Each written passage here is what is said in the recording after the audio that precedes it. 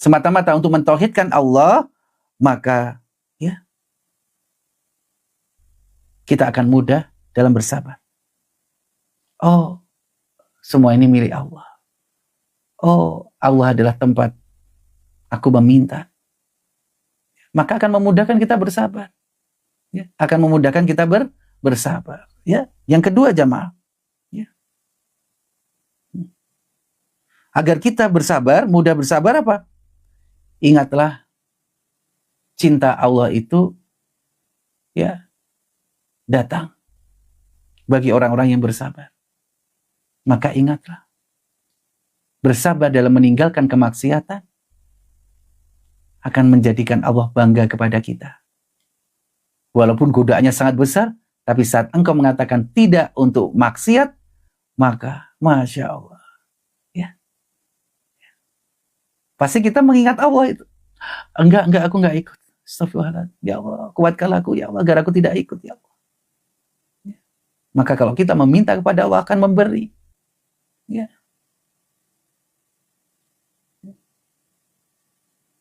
Jamaah yang dirahmati oleh Allah Subhanahu wa taala, ya, menumbuhkan dan menghadirkan kecintaan kita kepada Allah. Ya. Ya. Maka kita akan mudah bersabar. Yang ketiga jamaah, ya, ya, ingatlah bahwasanya Allah tuh sudah memberikan nikmat yang banyak. Sangat banyak, karunia yang sangat banyak. Allah itu sudah ya sempurna baiknya bagi kita. Memberikan usia, memberikan nafas, waktu, ya. Mengingat apa jamaah? Mengingat kebaikan-kebaikan Allah. Mengingat nikmat-nikmat Allah. Agar kita mudah bersabar. Oh, Allah itu sudah terlalu banyak memberikan nikmat. Aku tidak mau bermaksiat kepada Allah. Bersabar, ingat nikmat Allah, apa yang sudah kita balas. Ada orang yang melakukan keburukan kepada kita, menzolimi kita, ingat. Itu adalah jalan kemuliaan kita, sabar. Akhirnya yang terjadi apa? Tidak membalas keburukan dengan keburukan. Kita bersabar. Maka apa yang kita lakukan? Sabar, ikhlas, maafkan, lupakan. Maka harus diikuti jamaah. Sabar. Ada orang yang mendolimi kita, menggibai kita, sabar. Ya, ikhlas. Ya, yakin karena ini semua datang karena Allah. Dan ini semua hadir pada diri kita karena Allah ingin memuliakan kita. Apa yang harus kita lakukan? Maafkan orang yang sudah, apa jamaah? Ya, maafkan apa orang yang sudah mendolimi kita. Habis itu lupakan kedolimannya. Hidup kita tenang, tidak perlu kita membebani hidup kita dengan apa jamaah. Tidak perlu kita membebani hidup kita dengan keburukan orang lain. Ya, kita sudah terbebani dengan keburukan-keburukan kita masa lalu jamaah. Ya. Ya. Salah kalau kita membebani diri kita dengan keburukan orang lain. Semakin kita tidak melupakan, semakin kita tidak ikhlas, semakin kita tidak memaafkan, semakin membuat kita selalu ingat akan itu. Jamaah. Abu, saya itu sudah ikhlas Abu, tapi kenapa masih ingat? Belum. Saya sudah memaafkan Abu, tapi saya masih sakit. Belum memaafkan itu.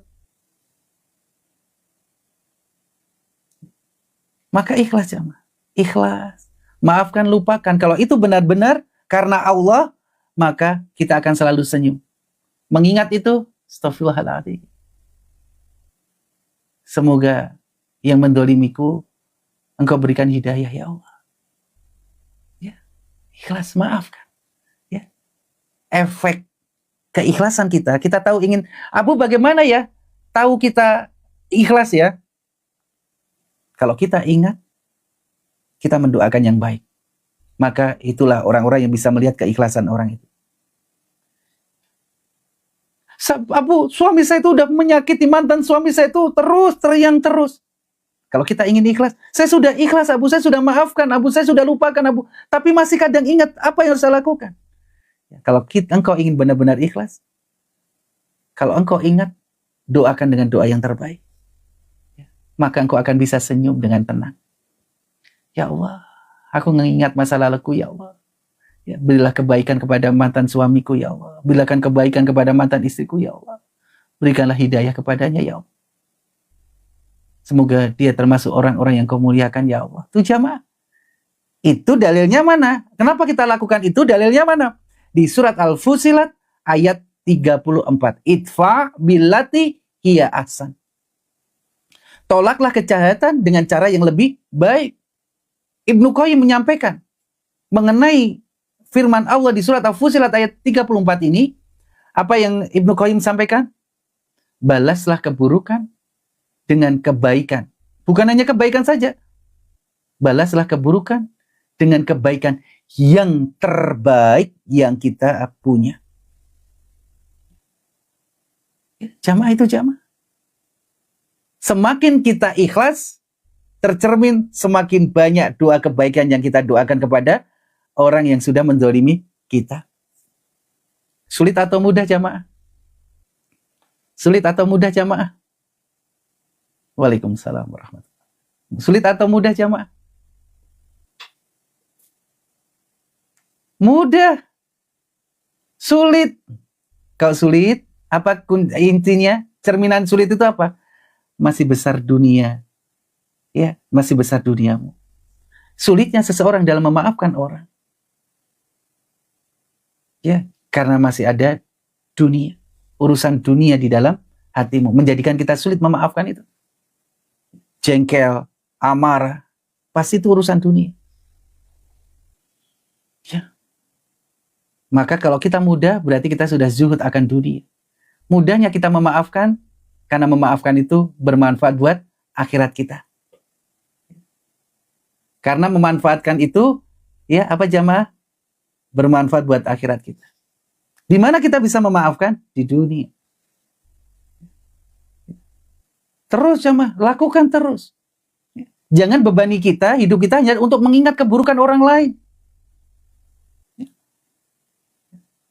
Karena apa? Saat kita mengingat keburukan orang lain tidak diikuti dengan mengingat Allah, niscaya ya syaitan akan memberikan penyakit-penyakit hati yang lain. Kita mengingat, kalau kita tidak istighfar kepada Allah, yang terjadi apa jamaah? Kalau ketemu, benar itu mah, aku bales itu. Nah, itu udah bisikan syaitan jamaah. Ya, itu sudah bisikan syaitan.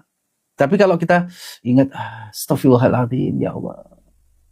Aku sudah ikhlaskan ya Allah.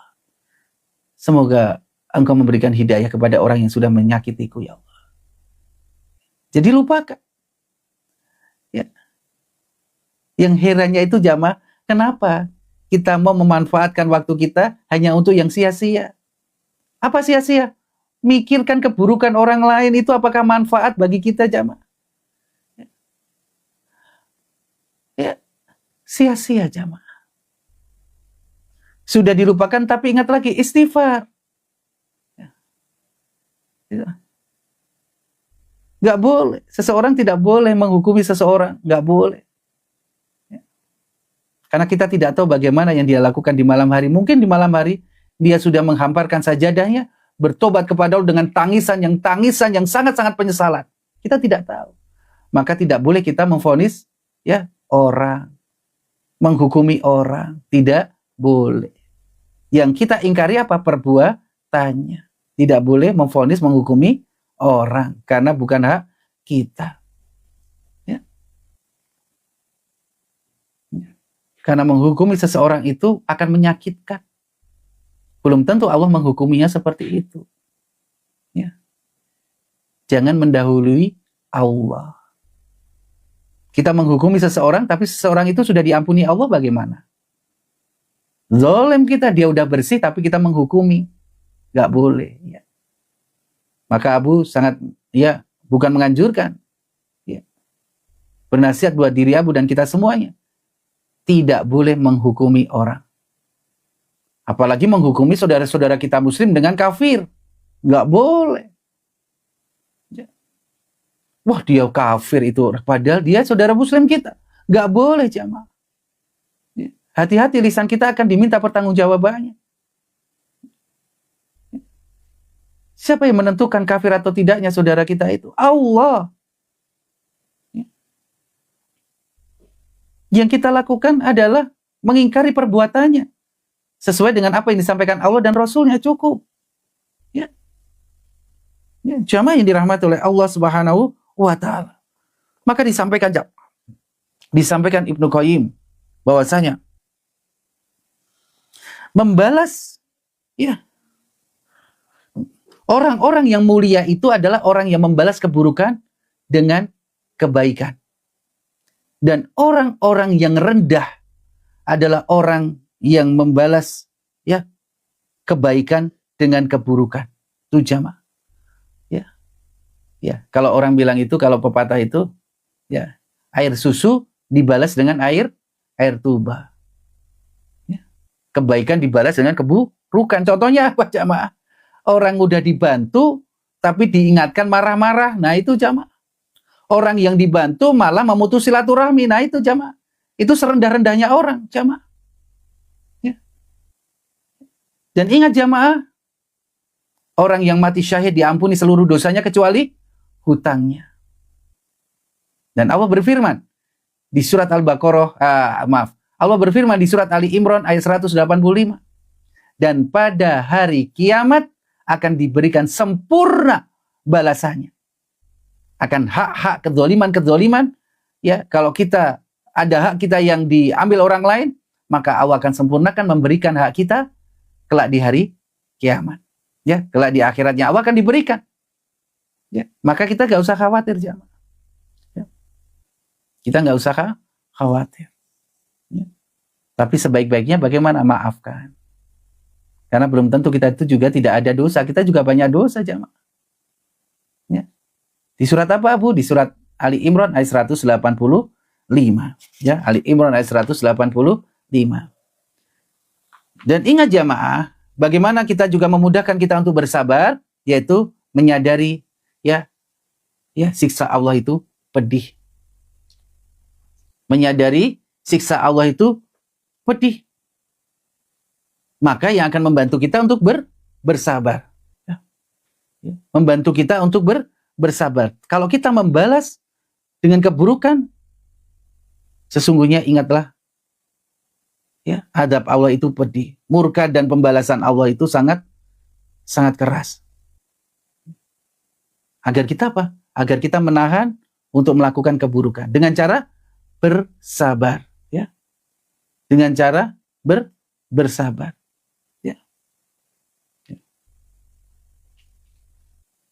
Dan bagaimana kita selanjutnya, jamaah, bagaimana kita bisa mudah bersabar? Ya, sadarilah, kalau kita tidak bersabar akan ada kehilangan sesuatu pada diri kita. Kalau kita tidak bersabar, rasakanlah ada yang hilang pada diri kita. Apa, jamaah? Sakinah.